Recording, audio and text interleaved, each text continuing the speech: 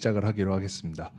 선생님, 베네치아 선생님의 책을 이제 전체적으로 조망하면은 베네치아의 경제 발전이 11세기 생선에서 시작해서 소금을 통해서 일어나고 13, 15세기의 향신료 무역 독점과 특히 이제 면화 무역을 비롯한 동지 중의 무역, 그 다음에 16, 18세기에는 심지어 출판업, 또 직물업, 그때 다시 직물업, 또 유리세공업 등으로 이제 계속 확장되면서 말하자면 베네치아가 뭐 요즘 언론식으로 말하면은 미래 먹거리를 계속해서 잘 확보했던 것으로 보입니다. 근데 그 과정에서 조금 특이했던 게 보통 그러면 어느 순간 금융업으로 넘어가는데 금융업이 조명을 받지 못했는데 혹시 베네치아의 금융업이 발달하지 못한 이유 혹은 제노바에 오히려 빼앗긴 이유 뭐 그런 게 있는지 좀 궁금했습니다. 예, 조준희 선생님 그 질문지 받았을 때 가장 당혹스러웠던 그 질문 중에 하나가 이거였습니다. 그래서 왜 이렇게 중요한 부분을 놓쳤을까? 그래서 실질적으로 좀 다뤘어야 되는데 물론 뭐 제 전체적인 구도에서 조금은 약간 비껴 있기 때문에 신경을 못 썼는데 베네치아 금융 우리가 뭐 그냥 은행업이라고 표현을 하겠습니다. 이 은행업이 베네치아 전체 경제에서 어떤 역할을 했을까? 사실은 뭐 한마디로 정의하면 베네치아 은행업 굉장히 중요했다는 것입니다. 근데 이런 표현은 적합하지는 않지만 예나 지금이나 1등만 기억해. 뭐 이렇게 또 비유를 할 수 있을 것 같아요. 즉 금융의 역사, 뭐 은행 탄생의 역사 이런 것들을 쭉 놓고 봤을 때 베네치아는 메인 장소는 아닙니다. 그리고 조망도 못 받고요. 다른 말로 하면 중세 성기나 후반 그리고 근대 초 그 유럽을 주름잡았던 대표적인 은행가들, 베네치아 은행가들 없지 않습니까? 우리가 이 시기 제가 다뤘던 시기에 국제적인 은행가 하면 바로 떠오르는 사람이 메디치, 그리고 조금 전공자들이라면 14세기 하면 떠오르는 게 그 바르디와 페루치로 대변되는 또 피렌체 출신 은행가입니다. 은행의 어떤 시발점이라고 할 수 있는 조금 더 중세 성기, 즉 앞쪽으로 12, 3세기로 가면 어딜까요? 시에나입니다.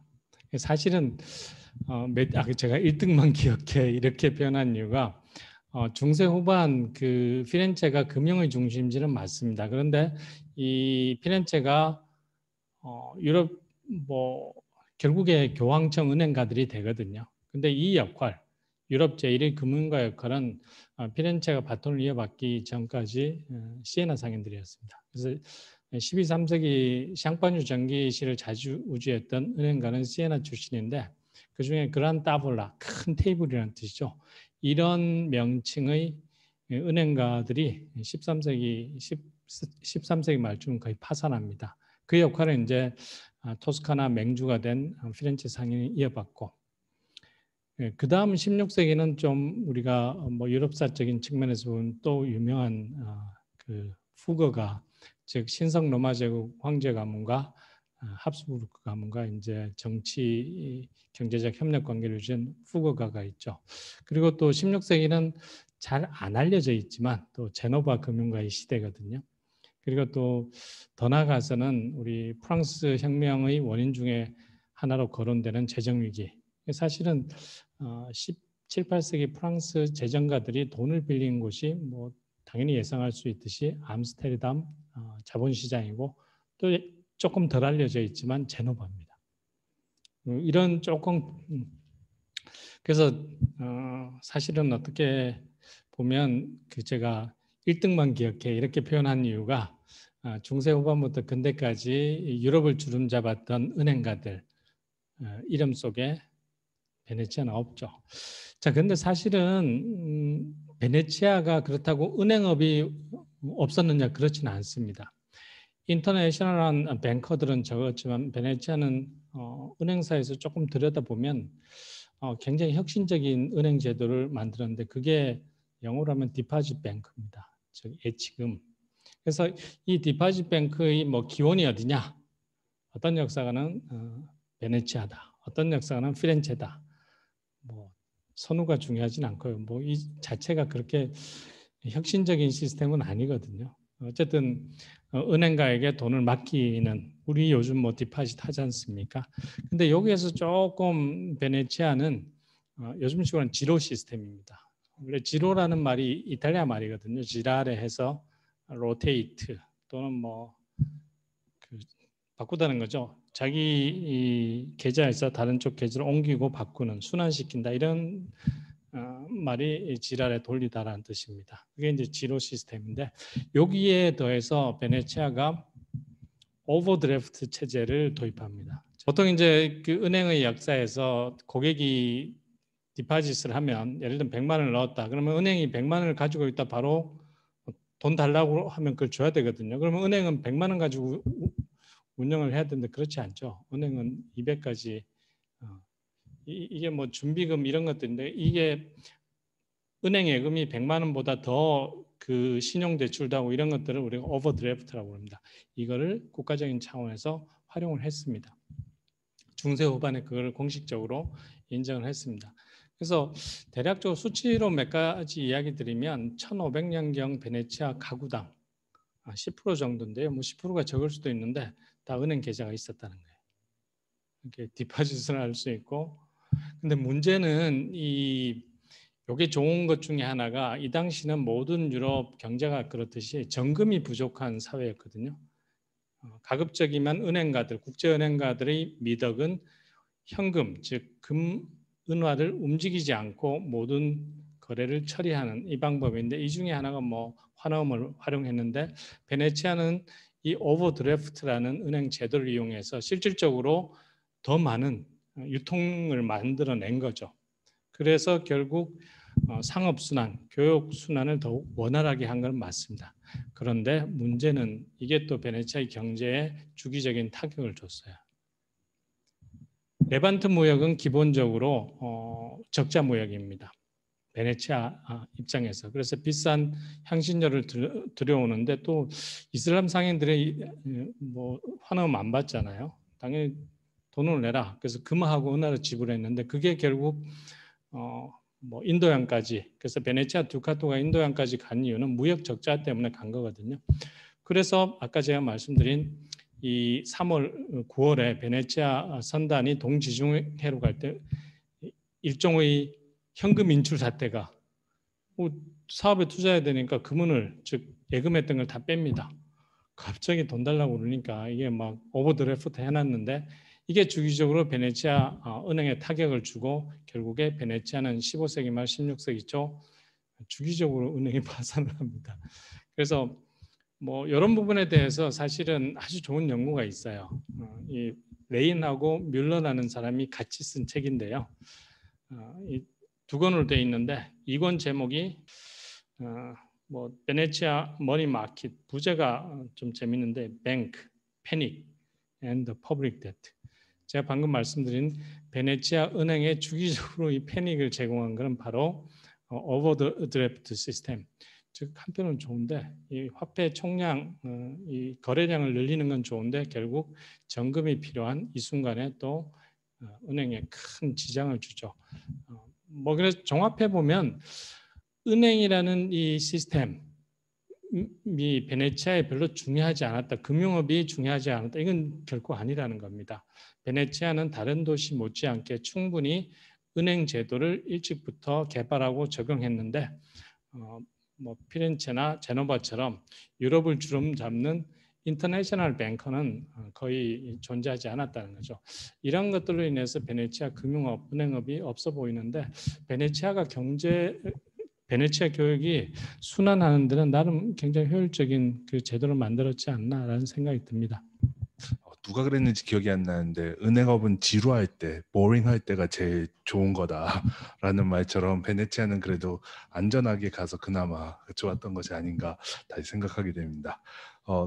선생님 그 금융업 얘기도 그렇고 사실 선생님 책에서 이제 그 향신료에 대한 얘기나 그 면화무역에 대한 얘기나 뭐 그 육상영토나 해상영토 사이의 분쟁에 대한 얘기 때 항상 그 여러 그 사료들이 남아 있어서 프라토 문서고에서 선생님이 보신 그 다티니의 편지들이라던가 또는 그 베네치아 문서고에 있는 뭐 모체니고 도제 그 마지막 당부라던가 또 거기에 있는 이제 그 1395년도인가요? 그 해에 이제 또 무역들이 쫙 나와서 이렇게 정말 사료들이 어떤 세부 사항까지 다 전달하니까 정말 역사가 살아난다는 생각이 들었습니다. 그래서 사실 역사가로서 그래도 이렇게 그 특권 중에 하나가 이렇게 500년 전에 만들어진 문서를 오늘 그래도 만져보고 이렇게 들여다본다는 것일 텐데 그런 점에서 선생님께서 연구 과정에서 그렇게 특히 인상에 남았던 어떤 사료 혹은 사료에 대해서 갖게 되었던 어떤 마음 좀 이렇게 그 공유해 주시면은 도움이 되지 않을까 싶었습니다. 사실 그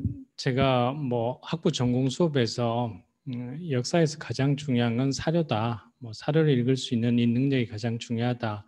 이렇게 이야기하고 뭐 때때로 제가 보았던 사료들을 이렇게 조금 맛배기로 보여주려고 합니다. 근데 보여주고 나서 드는 느낌은 괜히 보여줬다. 서양 중세사를 하지 않게 되는 이유 중에 하나지 않을까 이런 생각을 해봤습니다. 중세사는 사료 해독이 쉽지는 않은 것 같습니다. 그래서 전체적으로 제가 봤던 뭐 사료 그리고 제가 사료를 보게 되는 과정을 조금 상세하게 설명을 드리면 저도 한국에서 서양사 석사 과정 뭐 할 때는 이 뭐 우리가 필사본이라고 그러죠. 영어는 매뉴스크립트죠. 손으로 쓴 뭐 문자입니다. 글자 문서죠. 이거를 뭐 접할 수가 없었죠. 한국에서는 그냥 퍼블리시된 뭐 그나마 적은 사료를 보고 석사 논문을 썼는데 파리 가서 박사과정 하면서 필사본을 봐야 된다는 것을 뭐 알고는 있었지만 필사본을 어떻게 읽어야 될지 이 노하우가 없었습니다. 그래서 우리가 빨레오그래피라고 하는 필사본을 읽는 뭐 우리 동양사 기준으로 하면 초서를 읽는 기술을 익히는 것처럼 3년 동안 파리 그 빨레오그래피 수업을 들었어요. 교수가 들으라고 그랬어요. 그래서 3년 지나니까 좀 진짜 보이네 막 이러더라고요. 그래서 이거 이제 보이네 싶었는데 나중에 그 중간에 제가 베네치아를 갔다 그랬지 않습니까? 베네치아 가서 완전 무장해제라고 그래야 되나요? 읽을 수가 없는 수준이더라고요. 그래서 파리 그냥 빨레오 수업 시간에 읽었던 그 깔끔한 정말 잘 쓴 글씨하고는 천냥지 차이 어떤 필사본을 마주했습니다. 그래서 솔직하게 그때 베네치아 처음 갔을 때 찾아온 문서 중에 상당 부분은 필요 없는 거였어요. 즉, 이 글자가 아니라 사실 그림이더라고요. 그 대표적인 것 중에 하나가 막그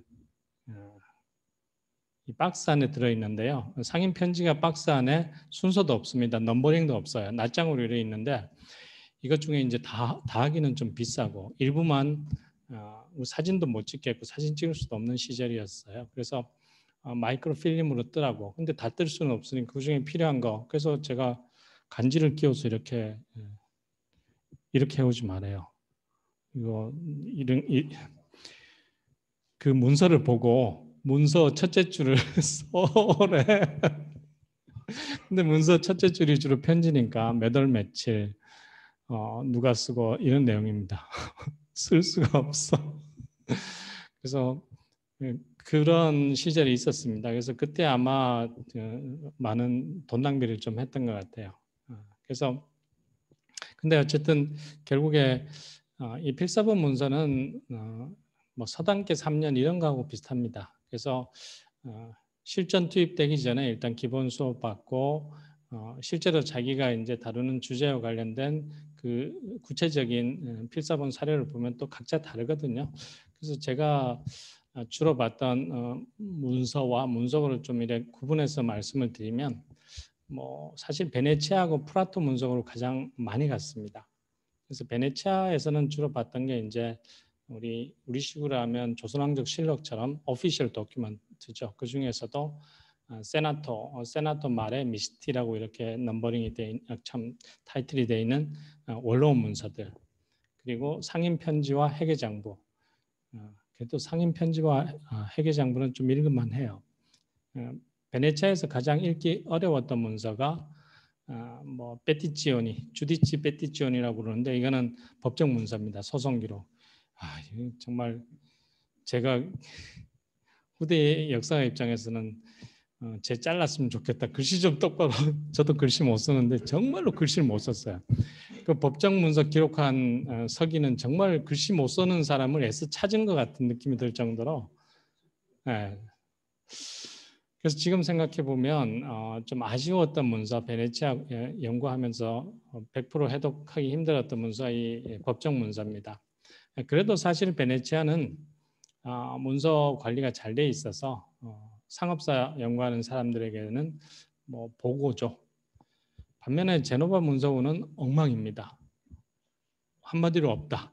그리고 종류가 제한이 되어 있습니다. 제노바 문서 하면 공증인 문서가 다예요. 특히 중세 상업사면. 근데 이 공증인 문서는 법정 문서 이상으로 힘듭니다. 이게 공증인들이 그냥 뭐 현장에서 바로 쓴 게 있거든요. 그래서 조르날이라고 부르는 막 써가지고 집에 와가지고 이제 옮겨 적고 이런 과정인데 이런 것들을 정말로 보기가 힘들다는 거. 그리고 문제는 공증인 문서는 주제별로 분류가 당연히 안 돼 있죠. 공증인이 몇 년도에 작성한 문서가 그냥 박스 안에 들어 있습니다. 그래서 지도 교수가 제노바 쪽 전문가인데 제노바 문서 갈 때 해준 충고가 있습니다. 제노바 문서고는 낚시하는 심정으로 가라. 하루 종일 보고 있어도 한 마리도 안 잡힐 수 있죠. 딱 그 말이. 그래서 어떨 때는 하루 종일 관련 뭐 문서를 한 2개 찾으면 저녁에 막 그때는 제가 좀 담배도 피울 때고 담배와 커피에 입이 막 정말 이 거지 같은 제노바 문서 다시는 안 온다. 그런 생각을 했는데 결국 이게 말이 씨가 된다고 제가 의도하진 않았지만 박사학위를 받고 뭐 박사 과정에서는 제노바 문서고에도 자주 갔습니다. 그런데 이후에 박사학위하고 한국에 들어와서 제노바 관련 논문 거의 안 썼더라고요. 그래서 이유가 뭘까? 사료의 문제일까? 사료를 보고 건질 수 있는 게 상대적으로 제노바는 적다는 거. 반면에 그 엄청난 또 중세 상업사 연구자의 또 보고가 플라토 문서고입니다. 뭐 다티니라는 상인이 남긴 기록인데요. 뭐 양적으로는 수십만 통의 편지가 있고 상자로는 한 1000상자 넘는 그래서 여기에서 참 어려운 시절 즐겁지는 않았어요. 왜 그런가 이탈리아 문서고는 2시 반에 닫는 날이 많습니다. 정말 파리에서 거기까지 가는데 최소 5시까지는 해야 되는 거 아니야? 막 2시 반이 뭐야? 막 점심 안 먹고 2시 반까지 그렇게 급히 뭐 사료 작업도 하고 그랬던 기억이 있습니다. 그래서 근데 개인적으로 이렇게 보면 기억에 남는 사료들이 있는데요. 그 베네치아에서 찾은 상인 문서 중에 아시암 제가 이제 면화무역 가지고 박사학위를 했는데 아시암이라는 곳이 면화 생산지입니다. 근데 전통적으로 역사가들이 아시암은 인도의 한 지방이다 이렇게 이제 해석을 했었습니다. 근데 제가 아시암에 관련된 편지를 쭉 찾다 보니까 아니야. 이 시리아 지방이더라고요. 그래서 제가 그 박사 과정에 그 지도교수 세미나에 한번 발표를 한 적이 있어요. 그때 좀 제대로 말을 더 잘했으면 그리고 그걸 퍼블리시 했으면 좀 더 뭐 그 논문이 기억에 남았겠지만 결국에 박사학위 내용에 넣는 것으로 만족을 했는데 그때는 좀 내가 새로운 역사 해석을 뭐 작은 부분입니다. 사실은 할 수 있었구나라는 생각이 들었던 때 그리고 이 사료는 내가 평생 뭔가를 할 수 있겠다라고 느낀 사료 중에 하나가 라프라테르나 소란조라는 15세기 베네치아 상사입니다. 4명의 브라더들이 공동 출자해서 만든 상사인데 이들이 남긴 복식북이 회계장부가 있습니다. 사이즈가 뭐 한 이 정도 크기 되는데요. 이게 베네치아 The First Double Entry Book Keeping에 의해서 즉 최초의 베네치아 복식북이가 적용된 사료입니다. 복식사에도 복식북의 회계사죠. 회계사에서도 중요하지만 이 자료는 15세기 초죠. 15세기 초 베네치아 고객입니다. 제가 다 본 건 아니기 때문에 한 수천 수만 명이 나올 수도 있는데 이 고객의 어떤 지리적 분포, 그들의 어떤 출신 이런 것들을 확인할 수 있는데 정말 거금을 들여서 당시 한 50만 원 정도 들여서 그 전체를 미크로로 다 떴습니다. 유학 마치고 와서 안 들어봤어요. 책에 물론 이제 책에 논문 쓸 때는 많이 보고 뭐 파리에 가가지고 미크로필름 돌려가면서 보고 나중에 그 일부도 카피해서 집에 지금 뭐 제 연구실에 일부가 있는데 그 이후에 안 봤어요.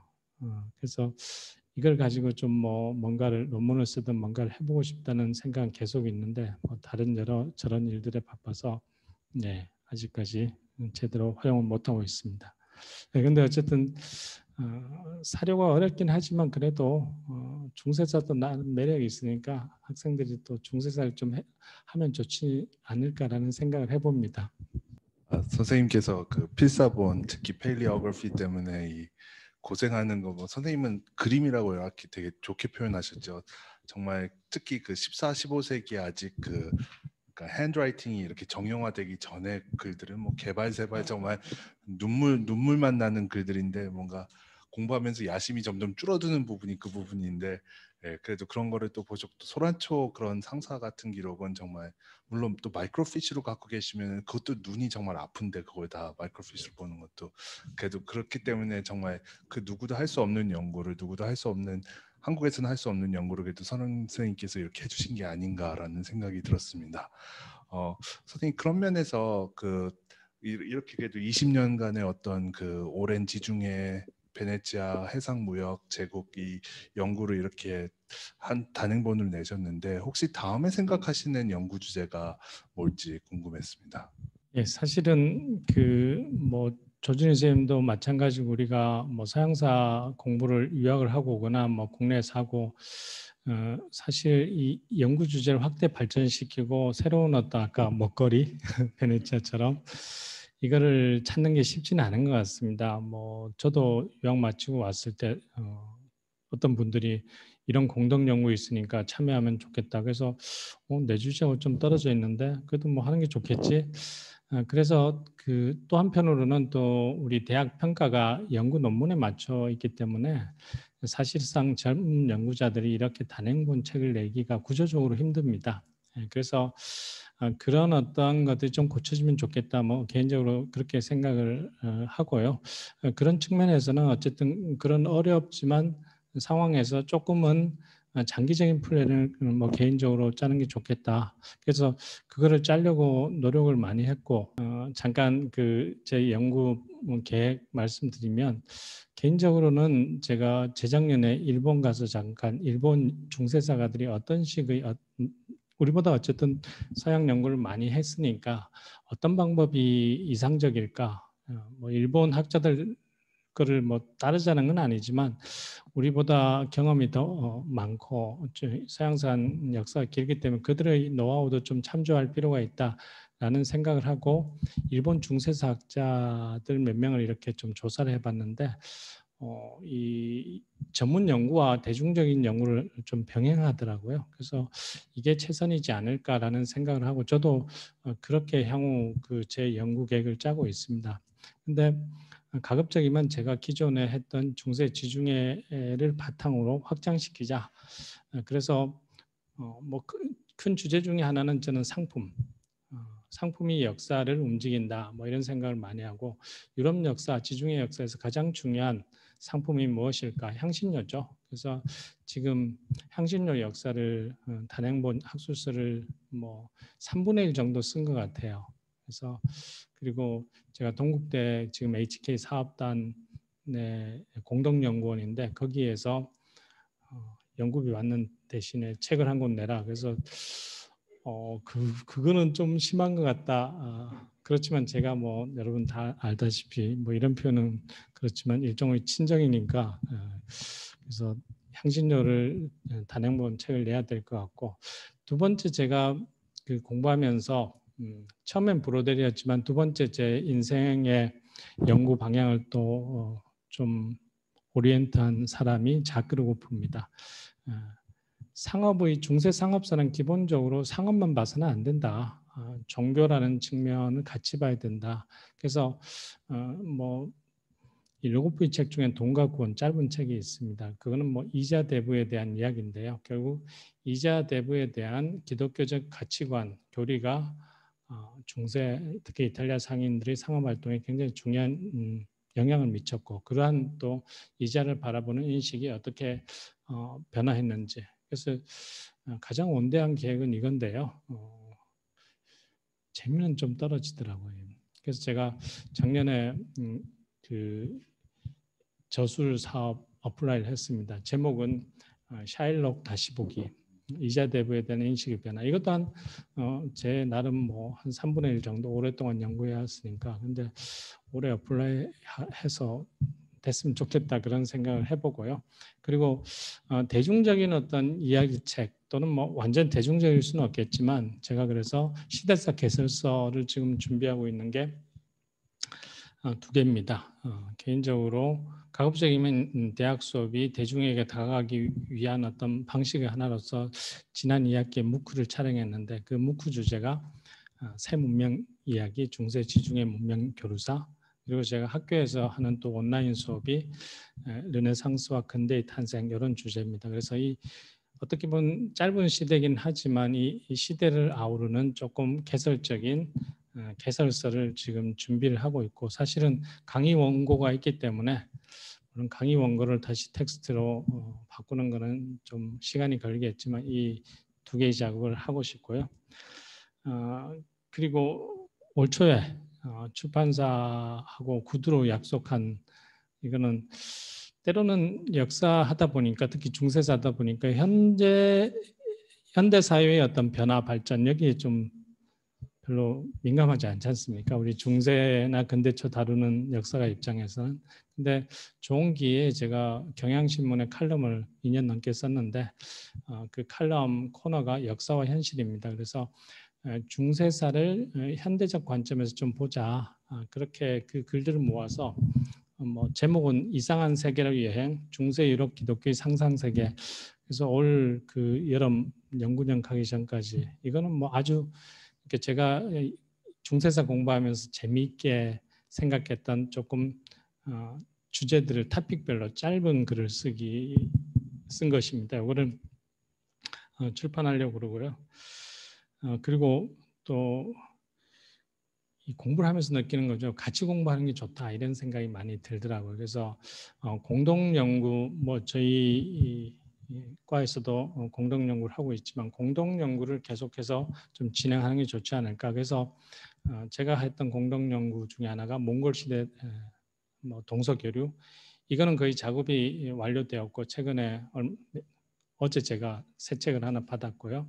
그리고 아마 2월 말 3월 초에 사료로 읽는 몽골 평화시 동서 교류사, 책 선전하는 것 같아 죄송한데, 그래서 이 몽골 시대를 가지고 했던 공동 작업이 이제 마무리되고, 또 하나의 공동 작업은 국가와 질병, 저희 이화사학연구소에서 진행하는 이 사업에 제가, 그래서 중세말 근대초 유럽에서의 어떤 의학의 발전, 의학에서의 근대의 탄생, 이렇게 저는 표현하고 싶은데, 그 주제를 제가 맡아서 아마 6년 동안 최소한 논문 6개는 써야 될 것 같아요. 그래서 기존에 썼던 의학, 뭐 제가 보업이라고 생각하는 이거, 그래서 이것도 되면 나중에 좀 하나의 단행본을 묶었으면 좋겠다라는 생각이 듭니다. 그리고 2년 동안 떨어진 공동 연구 하나 있는데, 제가 공동 연구는 요거를 마지막으로 안 하고 싶긴 한데, 그래도 좀 애정이 가는, 아직은 올해 3수를 해야 될 것 같습니다. 순례, 즉 기독교, 이슬람, 불교의 순례, 총 8명의 그 전공자들이 합심을 해서 열심히 했는데, 계획서는 좋았는데 작년에 떨어지고 올해 3수를 하게 됩니다. 그래서 이런 것들이 뭐 제 전체적인, 근데 사실은 이거를 정년하기 전에 다 할 수 있을까? 그게 참 무리한 계획이지 않을까라는 생각이 들지만, 어쨌든 그래도 장기적인 좀 플랜을 세우는 것도 중요하다, 그런 생각이 듭니다. 네, 고맙습니다. 선생님 지금까지의 그 논문과 저서 업적만 해도 넘사벽이라서 볼 때마다 아찔한데, 또 이렇게 큰 계획을 갖고 계시다니 되게 부럽습니다. 그 예전에 누구한테 그 조동인 선생님이 칼럼에 쓰셨나요? 뭐 40대 때는 주문 제작 OEM 생산하고 50대 때는 자가 제작 자기 브랜드 생산하고 뭐 이런 얘기를 했는데 선생님께서 이제 그동안에 주문 제작 다 마치시고 이제 정말 선생님의 그 책들을 내시는 것 같아서 되게 기대가 됩니다. 특히 뭐 샤일록 다시 보기 이런 건 저도 수업 때 이제 뭐 파이낸스 가겠다는 학생들이 꽤 있는데 그런 책들이 있어서 좀 읽힐 수 있으면 진짜 좋겠습니다. 기대가 되고 또 그 많은 프로젝트 정말 그 나올 때마다 학생들과 함께 읽을 수 있는 책들이 나올 될 것 같아서 기대하고 있겠습니다. 그 마지막으로 그래도 이렇게 참가하신 분들 질문을 받을까 합니다. 직접 손을 들고 마이크를 켜고 발언해 주시거나 아니면은 채팅으로 해주셔도 되겠습니다. 미술사학과에 있는 정은진입니다. 저 남 선생님, 조준희 선생님 너무 반갑고요. 네, 저 남 선생님 너무 책 내신 거 축하드리고 오늘 너무 재밌는 그 이야기들 또 선생님 사적인 이야기들 많이 들을 수 있어서 너무 좋은 시간이었어요. 선생님 그 사료를 대하는 것에 대한 그런 문서 대하는 거 너무 흥미로웠거든요. 그래서 제가 그냥 선생님 또 저는 또 그 미술사 하는 입장에서 이미지 사료에 대해서는 어떻게 생각하시는지. 사실은 뭐 미술사 학자들의 어떤 작업 중에 가장 중요한 사료가 그림, 이미지지 않습니까? 저는 그런 점에서는 그 제가 문화와 예술을 통해 본 르네상스 역사라는 강좌를 이대 와서 만들고 지금 꽤 오랫동안 해왔습니다. 그런데 처음에는 뭐 제가 사실은 제목은 문화와 예술을 달았지만 그 제가 방점을 찍은 건 르네상스 시대의 역사인데 학생들이 선생님 교양 강좌에 그렇게 딱딱한 역사 이거보다는 문화와 예술이 들어가면 좀 더 많이 들을 거다. 그래서 사특한 마음에 문화와 예술을 넣었는데 사실 예술을 잘 모르지 않습니까? 그래서 예술을 할 생각은 없었는데 그 수업을 하면서 개인적으로 정말 제가 생각했을 때 그림을 많이 봤습니다. 그래서 기본적으로 뭐 미술사가들이 주로 활용하는 이 그림 상당히 어려운 사료더라고요. 쉽게 말해서 뭐 그냥 일반 필사본도 해독하기가 쉽지가 않지만 이 르네상스 시기의 그 아름다운 또는 수없이 많은 그림들은 그냥 뭐라고 그래야 되나요? 아무 말을 던져주지 않는. 그래서 미술사에 그러니까 그림을 통해서 그 시대를 읽어내는 게 상당히 힘들다. 그래서 결국에 미술사는 기본적으로 그런 측면에서는 역사다. 그래서 역사를 알지 않고서 미술사를 한다는 거는 뭐 안 된다는 거. 그래서 뭐 우리가 미술사를 굳이 역사가 아니다 이렇게 말할 필요도 없고 주로 텍스트 문자 기록만 보던 저에게 그 수업은 그래서 정말 많은 것들을 알려주고 그리고 요즘은 그래서 제가 너무 중간 기말고사에 그림을 많이 집어넣어요. 그래서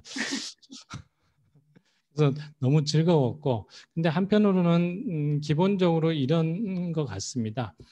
두 자료들 문자로 된 사료와 그 그림으로 된 사료는 상호 보완적일 수 있다. 그래서 제가 뭐 몽골 평화 시대 다루면서 자주 보는 그리고 학생들 이탈리아 인솔했을 때 같이 가서 저 혼자 즐거웠나 봐요. 그 시에나에 있는 타나이 순교라는 그림이 있습니다. 그거 보여주면서 여기에 많은 것들을 우리가 읽을 수 있다. 그리고 뭐 베네치아 설명하면서 학생들이 사실은 베네치아는 동서 문명, 여기서 동서라는 것은 이슬람 세계와 비잔틴 세계입니다.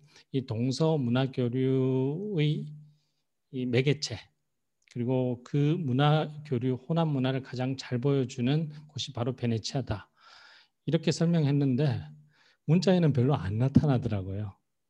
반대로 벨리니가 그린 뭐 그 이집트에서 설교하는 산마르코 그리고 벨리니가 그린 어제 제가 3시까지 오스만 제국 그 메흐메트 2세 그 리드라고 그래야 되나요? 그 마지막 순간 메흐메트 2세가 콘스탄티노플을 점령하는 그걸 보고 잤는데 벨리니가 가서 메오메티스의 초성화를 그리지 않습니까? 그런 것들이 어떻게 보면 역사를 하는 사람에서 저도 이제 문자에만 이렇게 집중해서 연구도 하고 그랬는데 한편으로는 물론 사실은 그 시대를 쉽게 종합적으로 볼 때는 문자 기록이 더 많은 걸 보여주죠. 근데 한편으로 우리가 이 재미없어 하는 인기가 떨어지는 이 역사에 대한 학생들 대중의 관심은 이미지를 통해서 극복하는 게 하나의 저는 방법이라고 생각합니다. 그래서 실질적으로는 역사를 교육하는 데 있어서는 이 문자 기록보다는 이미지의 어떤 힘이 더 파워풀하다. 그래서 이미지로 보는 유럽 상업사, 이미지로 보는 서양 중세사 이런 강좌를 좀 만들면 좋겠다. 그런 고민을 합니다. 그런데 어쨌든 아직은 제가 그 그림을 잘 못 봐서 뭐 조금은 그래서 어떻게 그림을 접근하면 좋을까 선생님 많은 좀 정보 부탁드립니다. 제가 사실은 재작년에 그 베네치아 도제 초상 논문 쓰면서 선생님 글 굉장히 많이 인용했는데 제가 감사의 글을 그 논문을 쓰지를 못해가지고 이 기회에 감사의 말씀을 드립니다. 그 선생님 쓰신 논문을 읽었습니다. 잘 읽었고 이 책의 에필로그가 사실은 그 위기의 베네치아의 시작이 16세기 초인데 그 위기의 베네치아를 이끌었던 사람이 뭐 선생님께서 다룬 로레단이지 않습니까? 그 로레단을 딱 보는 순간 저는 학생들에게 그 그림을 보여주면서 베네치아의 자존심이다. 그 나이든 그리고 요즘식으로 이야기하면 정말 미남인 것 같더라고요. 그 나이에 강건함, 단호함, 짧은 그 그림 하나가 많은 것을 보여주는 것 같아요. 그리고 실제로 이 레오나르도 로레다는 그 엄청난 깡불의 동맹이라고 하는 유럽 열강을 맞서서 베네치아를 이끌었고 나름 성공을 했지 않습니까? 그래서 뭐 깡불의 동맹의 알레고리도 있고 로레단의 어떤 초상화도 있는데 그게 오히려 그 시대의 베네치아의 어떤 제가 책 중간에도 썼지만 흔들리지만 무너지지 않는 그 16세기 초 베네치아의 모습을 정말 시각적으로 잘 보여주는 거 아닌가. 선생님 너무 잘 읽었습니다. 아유, 감사합니다. 네. 선생님 질문 감사합니다. 또 오랜만에 뵈서 반갑습니다. 혹시 또 그 관련 질문이 있으시거나 채팅창을 해주셔도 좋고 마이크를 켜서 바로 해주셔도 좋겠습니다. 네, 안녕하세요. 저는 이화여자대학교 서양사 전공 석사과정생 윤선아입니다. 네, 오늘 선생님께서 연구의 동기와 또 향후 연구 과제까지 쭉 다 말씀해 주셔서 정말 많은 걸 알 수 있었고 또 너무 재미있는 정보들로 가득했던 것 같습니다. 이제 제가 선생님 강연에서 궁금했던 점은 이제 베네치아 금융업이 나중에 이제 쇠퇴하고 또 넘버원이 되지 못했던 이유로 여러 정책을 말씀해 주셨는데 저는 또 한편으로는 베네치아가 유대인 개토도 먼저 형성되었었고 그런 점에서 유대인 대부업과 관련해서의 어떤 연결성은 없었는지 뭐 세태와 관련해서의 연결성이라든지 혹은 또 다른 측면에서의 융성할 수 있었던 그런 측면으로의 유대인의 역할은 없었는지에 대해서 궁금하다는 생각이 들었습니다. 혹시 그런 점이 책에서도 다루어지는지도 궁금했고 또 그런 게 있다면 어떤 것들이 있었는지 한번 말씀해 주시면 감사하겠습니다. 좋은 질문 감사드립니다. 아까 제가 많은 것을 놓쳤던 것 같습니다. 그래서 그런 측면에서 보자면 제가 좀 거친 구조주의자가 아닐까 좀 섬세함.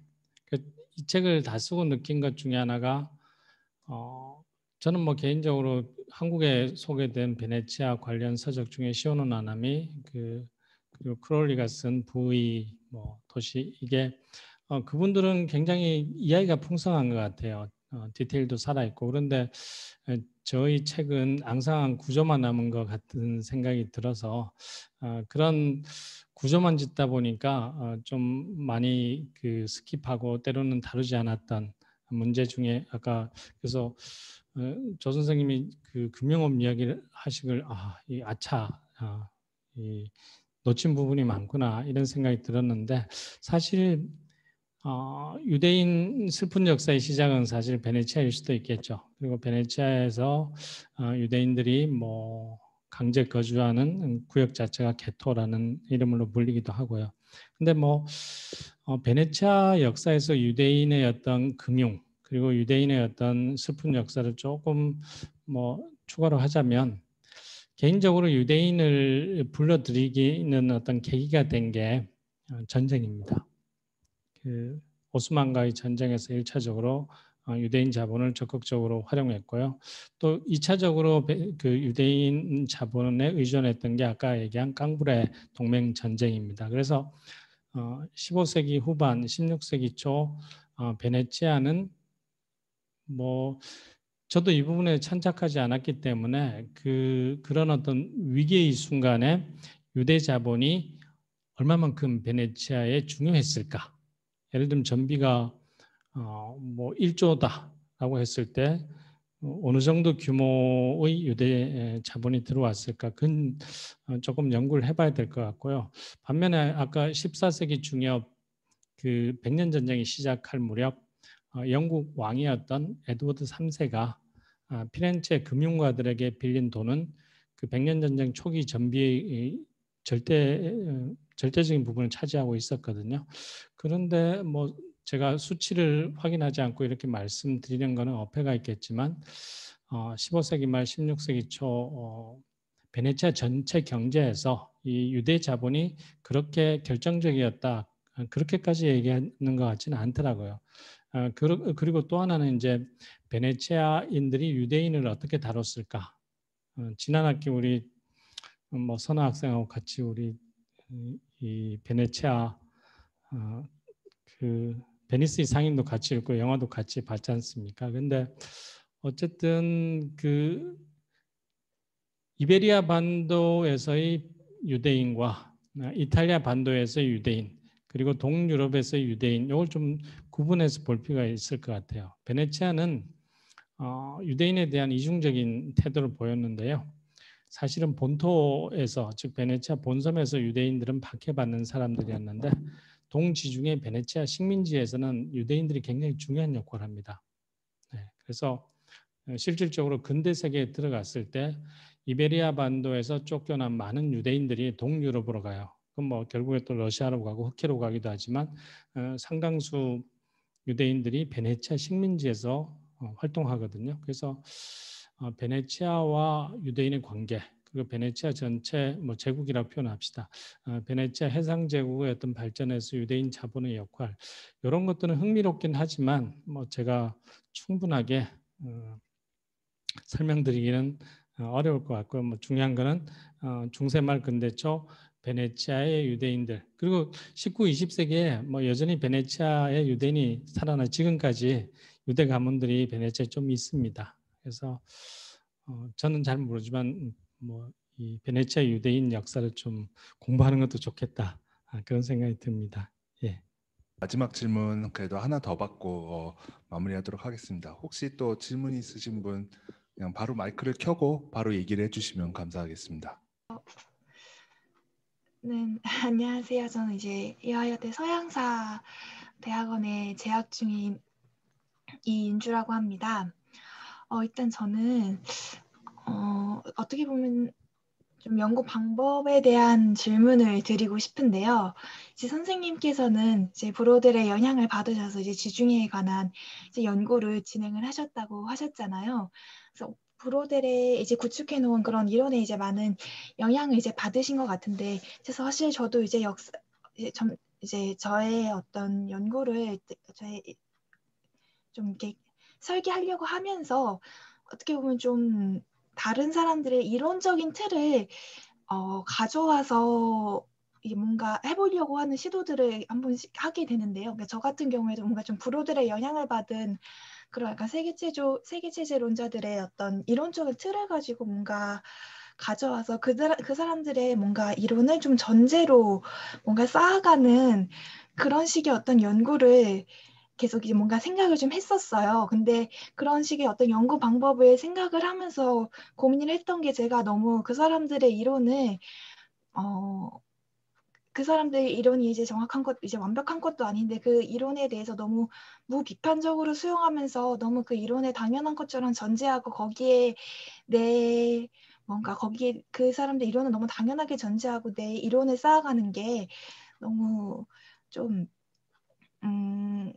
그 사람들의 이론에 뭔가 전제에 문제가 있다면 제 이론 자체도 어떻게 보면 기반이 약한 걸 수도 있잖아요. 그래서 누군가의 이론에 조금 이론적 틀을 가지고 내 뭔가 연구를 전개해 나가는 거에 대해서 어느 정도까지 이 사람들의 연구를 내가 신뢰해야 될까? 어느 정도까지 내가 그 사람의 어떤 이론적인 틀을, 그 학자의 이론적인 틀을 가지고 왔을 때 그에 대한 그 이론에 대한 그 비판을 어느 정도까지 내가 수용을 하고 어느 정도까지 그런 거에 대해서 이제 디펜스를 할 수 있어야 될까에 대한 고민이 좀 있었는데요. 그래서 선생님도 혹시 뭐 브로델의 영향을 받으면서도 뭐 브로델도 많은 어떤 비판이 이제 뭐 브로델의 이론에 대해서도 많은 비판이 제기게 되잖아요. 뭐 역사의 구조주의에 대한 아나락파에 대한 좀 비판도 있고 뭐 그런 어떤 브로델의 영향을 받아서 선생님의 연구를 진행하면서 그런 브로델의 어떤 비판에 대해서 어느 정도 이렇게 수용을 하고 혹은 그걸 어떻게 조금 그 한계를 극복해서 내 연구를 진행해 나갈까 혹시 그런 고민이 있으셨는지 제가 좀 요즘 제 연구에 대해서 고민을 하면서 좀 누군가 이론적인 틀을 전제로 이렇게 이야기를 전개하는 거에 좀 많은 고민이 있어서 좀 연구 방법에 대해서 한번 질문을 드리고 싶었습니다. 네, 좋은 질문 감사드립니다. 뭐 어떤 역사가가 역사에서 중요한 거는 뭐 사료도 중요하지만 더욱 중요한 건 문제의식이다. 어떤 주제를 어떻게 다룰 건지 뭐 이런 질문인 것 같습니다. 사실은 그런 측면에서 보자면 뭐 선구자들이겠죠. 또는 이전에 이제 역사를 해왔던 뭐 대가들 그들이 만든 어떤 방법론 또는 틀 이런 것들을 자기 주제에 맞춰서 뭐 접목한다고 그래야 될까요? 이게 뭐 쉬운 문제는 아닙니다. 우리가 역사 방법론을 소개를 할 수는 있지만 그 역사 방법론을 자신의 연구에 접목시켜서 활용하는 것은 또 다른 문제거든요. 그런 측면에서 보자면 사실은 브로델의 어떤 구조주의 또는 세계 시스템이라는 이런 방법론들을 브로델이 다뤘던 것과는 좀 다른 주제에 적용했을 때 당연히 여러 문제가 발생하죠. 그리고 또 자크 르고프의 어떤 심성사적 방법론 이것들을 뭐 또 제 구체적인 연구에 반영했을 때 다양한 어떤 문제가 노정되더라고요. 그래서 첫 번째 사실은 기본적으로 브로델이 바라보는 지중해 뭐 구조주의자죠. 지중해 환경을 중요하게 생각하고 그런데 이 책을 쓰면서 지금도 아쉽게 또는 안타깝게 느끼는 것 중에 하나가 역사 속에서 개별 인간들의 어떤 역할 이 굉장히 구조 속에서 보자면 뭐 브로델식으로 하면 먼지일까? 근데 실제로는 그렇지 않더라고요. 그래서 아까 정은진 선생님하고 이야기 나눈 그 레오나르도 노레단 베네치아 역사의 어떤 터닝 포인트 순간순간에 중요한 역할을 했던 인물이 있습니다. 그래서 사실은 이 책을 마무리하면서 그런 인물들이 변화와 위기의 시기에 베네치아를 어떻게 끌어갔을까? 또 다른 인물은 아마 뭐 더욱더 유명한 엔리코 단돌로입니다. 4차 십자군과 함께 결국에 비잔티움 제국을 무너뜨린 이 엔리코 단돌로 이 사람은 사실은 물론 보도행 4세가 라틴 황제가 됐지만 당시 정황으로 보면 본인이 직접 정복한 로마 제국 황제가 될 수도 있었거든요. 근데 이걸 고사합니다. 그래서 엔리코 단돌로가 4차 십자군 때 했던 결정들 이게 베네치아를 다른 방향으로 이끌어 물론 그 십자군에 참여한다는 그 결정 자체가 베네치아 역사를 다른 방향에 이끌었지만 또 순간순간 십자군 과정에서 했던 이 단돌로의 어떤 결정, 이게 또 베네치아 역사를 바꿀 수도 있었거든요.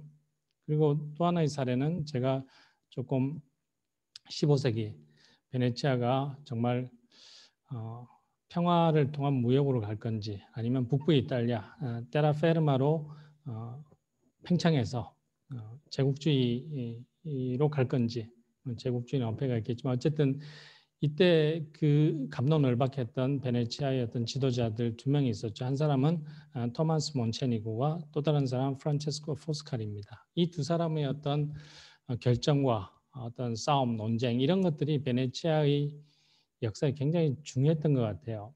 근데 사실은 이런 것들을 좀 구조라는 틀과 또 그 베네치아 지중해를 아우르는 구조, 그 시대의 맥락 속에 이 개인의 어떤 역할 이런 것들을 솔직하게 말씀드리면 잘 못 다뤘어요. 역량이 부족하기도 했고 사실은 이 책의 출발이 논문에서 출발했기 때문에 처음부터 개설서로 생각했으면 이런 사람들의 어떤 역할, 스토리를 좀 풍성하게, 그래서 어제 답변을 준비하면서 이런 사람들에 대한 어떤 조금 자세한 이 사람들이 베네치아를 어떻게 끌어갔을까 이런 어떤 부분에 대한 것들이 거의 빠져 있다. 그래서 앞으로는 역사에서 이 디테일 또는 스토리, 정말 우리가 역사 히스토리는 스토리 하죠. 이야기를 좀 넣어야 되겠다 이런 생각을 합니다. 그런 측면에서는 제가 브로델의 방법론, 물론 브로델도 구조가 전부는 아니다라고는 했죠. 인간의 역할, 도시 역할을 강조를 합니다. 브로델의 어떤 3분 구조 마지막에 항상 그러듯이 마찬가지로 르고프의 심성사를 다룰 때 제가 이자대부, 샤일록 다시 보기를 다루면서 고민이에요, 사실. 그래서 돈과 구원을 보면 주로 자크 르고프가 돈과 구원을 쓰면서 활용했던 사료는 숨마입니다. 또는 콘페소룸이라고 부르는 즉 뭐 고해 사제 집 이렇게 볼 수 있는데 이걸 가지고 주로 이제 심성사를 다루는데 저는 이자대부에 대한 인식을 심성사 쪽에서 접근을 하려고 그러는데 제가 보는 사료들은 주로 상인 문서거든요.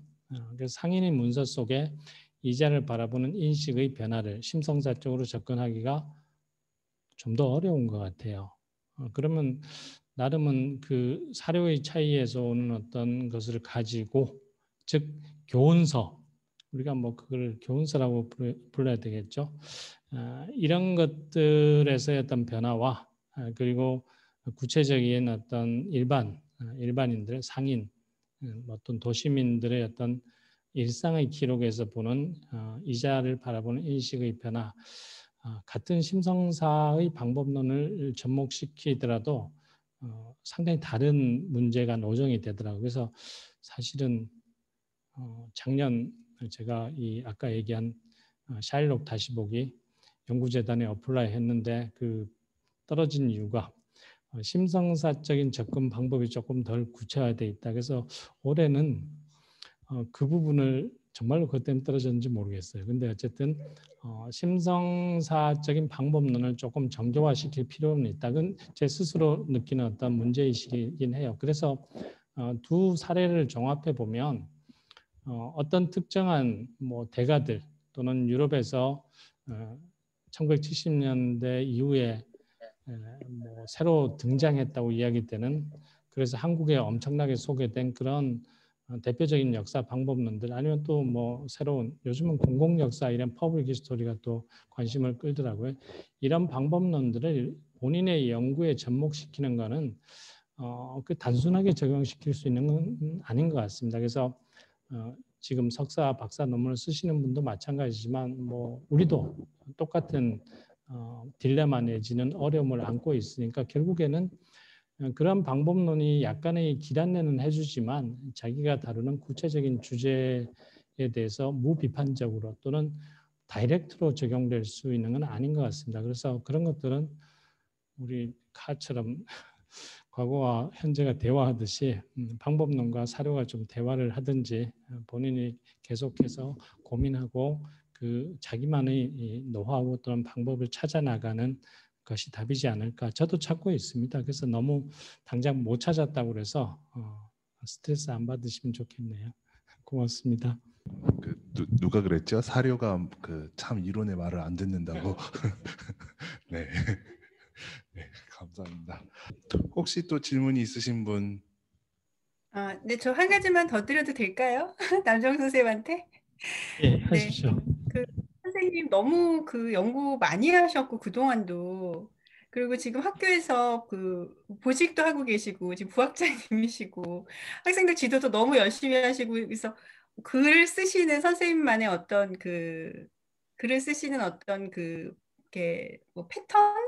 그러니까 뭐 이렇게 뭐 새벽에 일어나서 쓰신다던가 뭐 아니면 그때그때 이렇게 생각날 때마다 뭐 이렇게 하신다던가 뭐 한번 몰아서 한다던가 여러 가지 프로젝트를 하시는데 제가 예전에 서울대 역사연구소에서 잠깐 있을 때 제가 주경철 선생님한테도 여쭤봤었어요. 선생님 너무 저작 많으신데 어떻게 쓰시냐 그랬더니 주 선생님께서는 짜투리 시간을 잘 이용하신다 이제 그런 말씀을 해주셨어요. 그래서 그냥 오늘 너무 제가 선생님 그런 맨날 학회에서만 뵙고 이런 강좌에서만 듣다가 이런 또 역사학자로서의 선생님을 또 책을 통해서 이렇게 북토크가 너무 저희만 보기에 너무 아깝다라는 생각을 해서 선생님 이제 글쓰기의 그런 이제 뭐 선생님만의 특징 노하우 이런 거 좀 저희들에게 좀 이렇게 말씀해 주시면 어떨까 해서요. 네. 좋은 질문 감사합니다. 사실은 뭐 조진현 선생님도 그렇고 저도 주경철 선생님 제자인데요. 또 제 와이프도 사실은 주경철 선생님 밑에서 대학원 수업을 들었습니다. 그런데 뭐 은사님 얘기라서 조심스럽긴 한데 주경철 선생님 이야기를 와이프랑 같이 할 때 항상 부러운 게 주경철 선생님 이 엄청난 생산력 언제 저 책을 다 번역하시고 쓰시는지. 그래서 저는 뭐 거기에 비하면 정말 세 발의 피고요. 정말 작은 부분. 그래서 개인적으로는 뭐 저도 꾸준히 책을 써야 되겠다. 때로는 뭐 번역도 해야 되겠다. 그런 생각을 합니다. 그렇지만 주경철 선생님에 비해서 뭐는 생산력이 뭐라고 그래야 되나요? 간의 공업 수준도 안 되는 것 같고 뭐 그렇지만 사실은 어떻게 그 많은 책을 읽으시고 정리를 해내실까? 저희 와이프 표현입니다. 너보다는 100배 똑똑하셔가지고 그렇다. 탁월하신 것 같아요. 책을 읽고 요약 정리하고 이렇게 해내시는 게 탁월하신 것 같은데 저는 뭐 그렇지는 못하고요. 그래서 나름 저도 생산력을 좀 높일 필요가 있지 않을까라고 했을 때 조금 생각났을 때 요즘 핸드폰이 좋더라고요. 그래서 좀 핸드폰 안에 있는 이렇게 글쓰기 기능 있지 않습니까? 거기에 짧은 생각이 사실은 사라지지 않습니까? 요즘 뭐 이제는 옛날 본 영화도 잘 기억이 안 나고 어제 아침에 투모로우 영화를 잠깐 밥 먹으면서 보다가 저런 장면이 있었어? 막 그래서 생각들을 저장해 놓는 게 좋은 것 같아요. 순간순간. 그러면 그리고 책에 뭐 예를 들어서 넣어야 될 것, 지하철 타고 아니면 중간중간 책을 읽다가 읽을 순간에 사실은 읽으면서 뭐 핸드폰 킨 다음에 다시 정리하면 시간이 낭비되는 것 같지 않습니까? 근데 종합해 보면 그렇지는 않은 것 같아요. 그래서 뭐 순간순간 어떤 생각이 편린들, 아이디어들을 조금씩 저장해 놓으면 그런 것들이 나중에 오히려 도움이 되는 것 같습니다. 그래서 사실은 저는 뭐 그렇게 많은 것들을 아직까지는 생산하지는 않는다고 그렇게 생각하고 조금 더 생산력을 높일 필요가 있지 않을까. 근데 그러기에는 재밌는 드라마가 너무 많아서 어제 오스만 제국 한번 보세요. 참 6부작인데 아주 재미있습니다. 고맙습니다. 혹시 이 질문은 안 드리면은 너무 후회가 될 것 같다. 오늘 잠을 못 잘 것 같다. 남종 선생님께 이 질문을 드렸어야 되는데 못하면은 밥이 안 넘어갈 것 같다. 이런 질문이 있으면 꼭 해주시면 감사하겠습니다. 안녕하세요. 저 질문이 있는데 이화여대 사학과 박규리입니다. 근데 이게 좀 앞에 분들 질문보다 아까 그냥 내용에 대해서 좀 쉬운 질문이어서 아까 베네치아의 내부 경제적 기반에 대해서 말씀하시면서 뭐 10% 정도의 그런 계좌 보유율 같은 걸 말씀하셨는데, 근데 그게 지금 생각했을 때는 되게 작아 보이는 숫자잖아요. 그래서 당시에 다른 곳이랑 비교했을 때 어느 정도 그게 비교할 만한 수치였는지 그런 게 더 궁금증이 생겼습니다. 적지 않은 수치라고 저는 봅니다. 왜 그런가 하면 그 당시 은행에 구자를 가지고 있고 할 수 있었다는 것은 소수의 뭐 지배계층, 사실 이탈리아 뭐 베네치아를 포함해서 이탈리아는 귀족이 상업을 할 수 있었습니다. 근데 우리가 모든 뭐 전 근대 사회의 지배계층을 많아야 10% 잡거든요. 근데 그런 걸 따지고 보면 절대 다수가 가난했다고 하루 벌어먹고 하루 사는 사람의 이라고 이제 가정을 했을 때, 그래서 예를 들면 한 80에서 90%가 가난하다고 했을 때 그 가난한 사람들이 은행 구자를 트고 그걸 가지고 뭐 투자를 하든 아니면 저축을 하든 그랬다는 것 자체가 특이한 거죠. 그런 측면에서 보자면 저는 뭐 규리 학생 이야기처럼 다른 도시와의 비교를 안 해봤기 때문에 섣부르게 예단할 수는 없겠지만 굉장히 많은 수치다라는 생각이 듭니다. 그리고 뭐 수치 얘기가 나왔으니까 사실 그 당시 베네치아가 10%가량의 어떤 그 가구가 은행 계좌를 가진 거와 마찬가지로 이거는 뭐 브로데리 평가 기준입니다. 15세기 베네치아는 유럽에서 1인당 국민소득이 가장 높았습니다. 그래서 그것만 보더라도 베네치아가, 근데 그런 상황을 어떻게 비교 평가할 수 있을까? 그게 또 놀라운 거죠. 사실은 다른 동시대 지역과 국가들은 요즘식으로 하면 국정 회계 자료, 국가 운영 회계 자료 거의 없었어요. 그렇게 디테일한. 근데 베네치아는 그걸 우리가 빌란치 제네랄레라고 부르는데 그게 있습니다. 근데 베네치아 것만 가지고 있었느냐? 아닙니다. 수없이 많은 스파이를 보내서 다른 어떤, 물론 그 수치 자체가 100% 정확하지는 않은데 15세기 후반부에 베네치아가 그런 파이낸셜 데이터를 가지고 있었다는 것 자체는 베네치아가 그만큼 효율적으로 공화국을 운영하고 또는 무역을 관리했다는 증거가 아닐까라는 생각이 듭니다. 그 요즘 연구에서 그러니까 북반구의 그 베네치아라고 부르는, 북유럽의 베네치아라고 부르는 브루ges 에서는 또 14세기 중반쯤에 10가구당 한 가구 정도가 은행 계좌에 있었을 거라고 추정하거든요. 그러면서 그게 사실 북부 유럽에서는 전례가 없는, 다만 이제 그 브루ges에서는 그게 은행보다는 그 여관 주인들이 주로, 인키퍼들이 이제 주로 그 계좌를 운영했기 때문에 그 어떤 세련된 수준 혹은 발달된 수준에 비해서는 또 베네치아와 비교되는 부분인데, 10가구당 하나가 사실 정말 전대미문으로 이제 간주되니까 뭐 베네치아 그 앞선 걸 보여주는 게 아닌가 싶습니다. 선생님께도 이렇게 마무리하는 입장에서 그래도 마지막으로 이렇게 책에 대해서 혹은 북토크를 한 거에 대해서 이렇게 마지막으로 발언을 해주시고 그 마무리할까 합니다.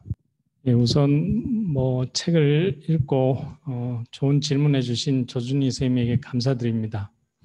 그리고 이 방학인데 뭐 저희 과에서 너무 많은 행사, 학술 행사 뭐 이런 것들을 특강을 하면서 그 학과장님이신 노경덕 선생님, 그리고 신명주 선생님, 그리고 대학원생들 정말 다시 한번 감사드립니다. 그리고 오늘 좋은 질문 해주신 정은지 선생님께도 감사드리고 모든 분들 건강하시고 그리고 즐거운 저녁 되시기 바랍니다.